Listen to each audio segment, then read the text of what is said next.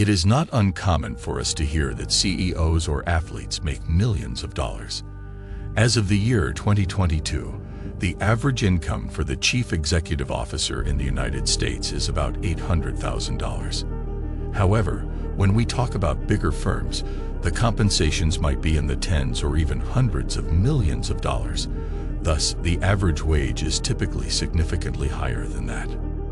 For example, Tim Cook brought in over $770 million in revenue in 2021 alone. Even successful business owners, like NVIDIA's CEO, who brought in a little more than $500 million in a single year, don't make quite as much money as that very frequently. However, only 15% of millionaires held senior leadership positions in their companies, such as vice president, chief executive officer, chief financial officer, chief technology officer, etc. 93% of those who are worth $1 million or more say that they got there via hard work and not from receiving large salaries, but rather by creating something valuable on their own. Even though it is not necessarily a multi-billion-dollar company, the business is still worth several million dollars at the very least. However, the majority of the guidance that we receive from those who are close to us comes from individuals who have not been successful in their own ventures.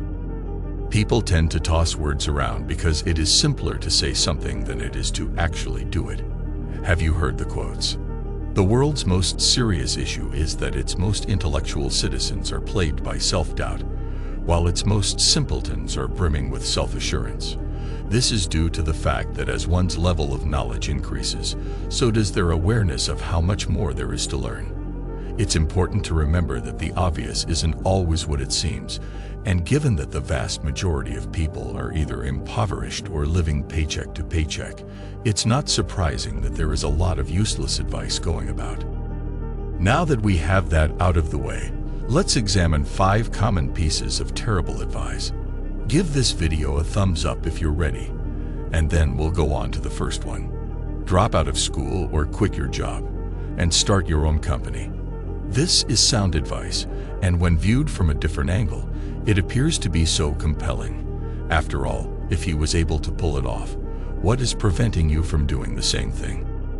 In point of fact, when you look at the achievements of any person, it appears as though they were accomplished with little effort and in no time at all. This is especially true of the accomplishments of successful athletes. It would appear that anyone is capable of accomplishing it. What is stopping you? However, if you really stop to think about it, how many more athletes are there that put in the same amount of effort as others, but just weren't able to compete at the same level? They suffered an injury, they did not have adequate support, or they performed marginally worse than their rivals. There are athletes in every corner of the world. They can be found in literally millions of different locations all over the world. On the other hand, you are only familiar with a small number of those who succeeded in reaching the top. They are referred to as the people who survived. The top few accounts for the vast bulk of the industry's revenue, which suggests that it is the most lucrative aspect of the business. There are very few players who are paid that much, and even fewer will make it to the top. But Ronaldo, for example, gets paid over $1 million for Instagram posts. This is one of the few players who is paid that much. Get paid significantly less than that. The same is true for every other facet of one's life. There are at least 9 more startups operating in the same industry as a successful one that did their best, but were ultimately unsuccessful. It's possible that the idea was good, but the timing wasn't right. Perhaps they were unable to obtain the necessary financing. It's possible that there was a problem with the leadership. It is important to remember that just because someone like Steve Jobs dropped out of college and went on to start the most successful company in the world does not guarantee that you will achieve the same level of success as he did if you follow in his footsteps and do the same thing. In point of fact, the data demonstrates that persons who graduated from high school have, on average, a more successful financial and personal life than those who did not graduate from high school. In point of fact, the majority of people who provide advice like this are financially illiterate and are having difficulty making ends meet. People who are financially intelligent and have truly achieved success in some aspect of their lives would tell you that. If you want to achieve your goals, it is entirely up to you, your abilities, and the situation at hand to decide whether or not you should drop out. After that, beat. However, make sure that you have given it careful consideration and that you are aware of the specifics of what you are going to do. 2. We only have one life to live, so stop saving and start enjoying. This is excellent guidance to follow. It is counterproductive to spend one's life in a state of perpetual anxiety for the future. Why bother putting away such a large sum of money if there is a possibility that you won't use it at all? But what if you pass away tomorrow and someone drives into your body? Have fun while you still can. And if you find that you require more in the future, you will eventually be able to earn it. That makes complete sense. Nevertheless, the world does not function in that way. To begin, there is no way to predict the day when you will pass away. This is not something that happens very frequently by deliberate design. We have no choice but to come to terms with the reality that there are some things that are beyond our ability to influence. Second, as you get older, your costs of living will increase. If you think $1,000 was a lot of money when you were a teenager, try to remember what it's like to be an adult and realize that $1,000 won't even cover your rent. No matter how much money you make today, it will not be enough in the future when you are older. That is to be expected. Your needs and desires continue to expand, which means that your spending will as well. If you continue to think in this way, sooner or later you will find yourself living from paycheck to paycheck, but by that time it will be too late to do anything about it, which is especially true if you plan on starting a family and having children. As a result of the unrelenting inflation that is driving up costs, 61% of American workers are once again living paycheck to paycheck. Therefore, while it is wise to take pleasure in the here and now, you should never lose sight of the future, particularly the aspect of it that relates to your finances. You should never stop saving, and you should never stop investing, even if you don't currently require the additional money. Thirdly, renting is a poor use of one's financial resources. There is no end in sight to the number of people who, on occasion, make the effort to persuade me that renting is a complete and utter financial washout. It's the same as throwing money away. You're paying someone else's mortgage. Why would you choose to spend a fortune on rent when you can get a mortgage and end up with a house, even if the process takes 30 years longer?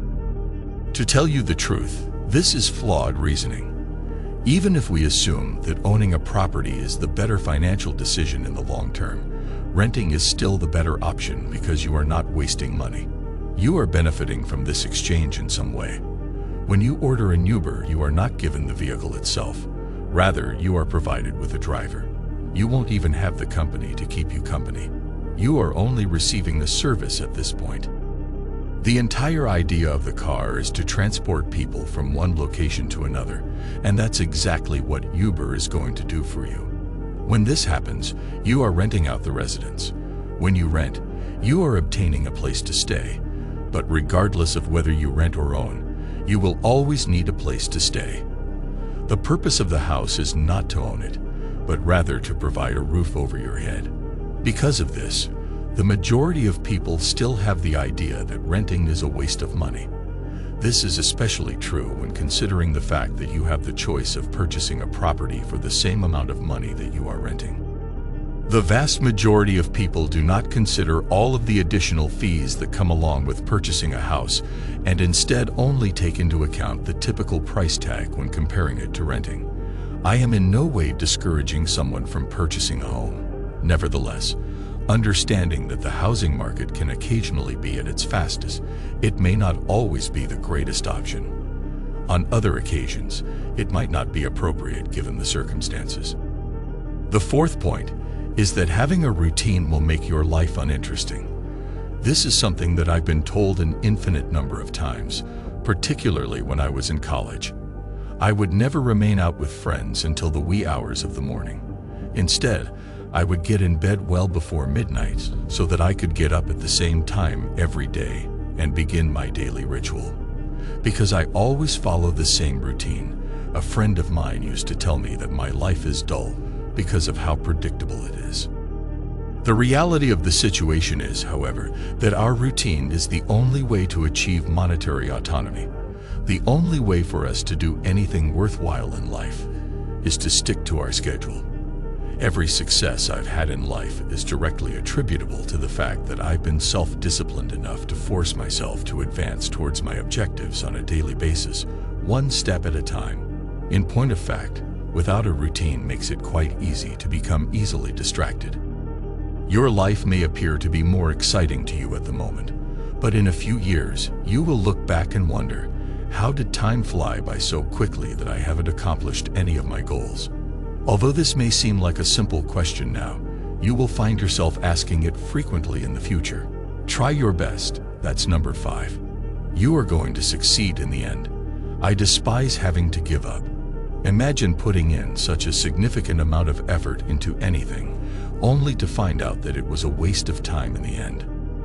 People who have achieved a lot in life are said to have never given up. They will not give up trying till they achieve their goal.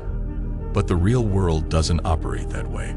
If you tried something and it didn't work, rather than continuing to try different things, continue to adapt your technique until you find something that does work. And if it continues to be unsuccessful, you might want to try something different.